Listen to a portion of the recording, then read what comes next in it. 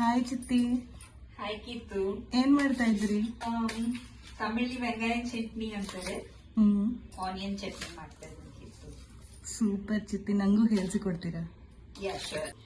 ಈ ಆನಿಯನ್ ಚಟ್ನಿ ಮಾಡ್ಲಿಕ್ಕೆ ನಮ್ಗೆ ಬೇಕಾದ ಇಂಗ್ರೀಡಿಯೆಂಟ್ಸ್ ಏನಂದ್ರೆ, ಆನಿಯನ್ಸ್ ನ ಚಿಕ್ಕದಾಗಿ ಚಾಪ್ ಮಾಡಿ ಇಟ್ಕೊಬೇಕು, ಮಿರ್ಚಿ ಪೌಡರ್, ಸಾಲ್ಟ್ ಅಂಡ್ ಒಂದು small ball of Imli, that is ಹುಣಸೆಹಣ್ಣು. ಇದು ಒಗ್ಗರಣೆ ಹಾಕ್ಲಿಕ್ಕೆ ಎಣ್ಣೆ, ಸಾಸಿವೆ ಅಂಡ್ ಇಂಗುವ ಅಷ್ಟೇ ಬೇಕಾಗಿದ್ದು ನಮಗೆ. ಓಕೆ, ಈಗ ಒಂದು ಮಿಕ್ಸಿ ಜಾರ್ ತಗೊಂಡು ಅದ್ಲಿ ಫಸ್ಟ್ ಈ ಆನಿಯನ್ಸ್ನೆಲ್ಲ ಹಾಕಿಬೇಕು. ಅದ್ಲಿಯೇ ಈ ಹುಣಸೆಹಣ್ಣನ್ನ ತೊಳೆದು ಹಾಕಿಬೇಕು ಮತ್ತು ಮಿರ್ಚಿ ಪೌಡರ್.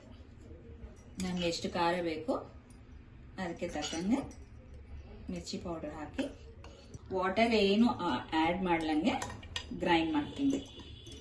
ಫೈನ್ ಪೇಸ್ಟ್ ಗ್ರೈಂಡ್ ಮಾಡ್ಕೊಬೇಕು.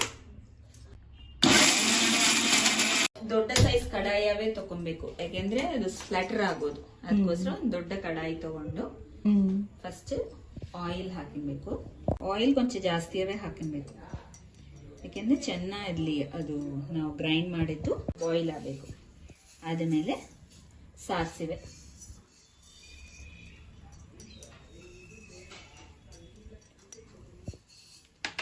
ಮತ್ತೆ ಇಂಗು. ಓಕೆ, ಇದು ಚೆನ್ನಾಗಿ ಸ್ಪ್ಲಾಟರ್ ಆಗ್ತದೆ. ಈಗ ಕೊಂಚ ಸಿಮ್ ಮಾಡ್ಕೊಬೇಕು. ನಾವು ಗ್ರೈಂಡ್ ಮಾಡಿದ ಪೇಸ್ಟನ್ನ ಅಲ್ಲಿ ಹಾಕಬೇಕು.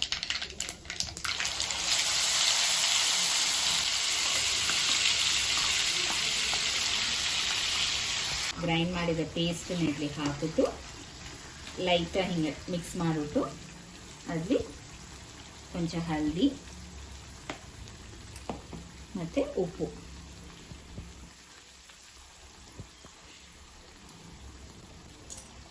ಹಾಕಿ ಚೆನ್ನಾಗಿ ಮಿಕ್ಸ್ ಮಾಡಬೇಕು.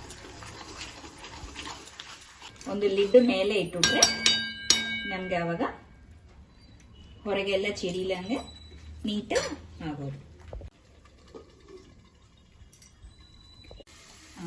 ಮಧ್ಯ ಮಧ್ಯದಲ್ಲಿ ಹಿಂಗೆ ತೆಗೆದು ಮಿಕ್ಸ್ ಮಾಡ್ತಾ ಇರ್ಬೇಕು, ಇಲ್ಲಾಂದ್ರೆ ಕೆಳಗೆ ಅಡಿ ಹಿಡಿದ್ಬಿಡೋದು. ಅದಕ್ಕೋಸ್ಕರ ಯು ಕ್ಯಾನ್ ಸಿ ಸೈಡಿಂದ ಆಯಿಲ್ ಸೆಪ್ರೇಟ್ ಆಗ್ತಾ ಇದೆ ಅಲ್ಲವ.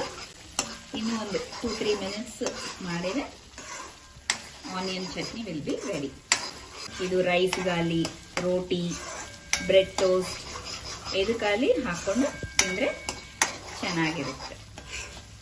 ರೆಡಿ ಆಗಿದ್ಮೇಲೆ ಆಫ್ ಮಾಡಿಬಿಟ್ಟು ಒಂದು ಸರ್ವಿಂಗ್ ಬೌಲಿ ತಗೊಂಡಿರ್ಬೇಕು. So onion chutney is ready.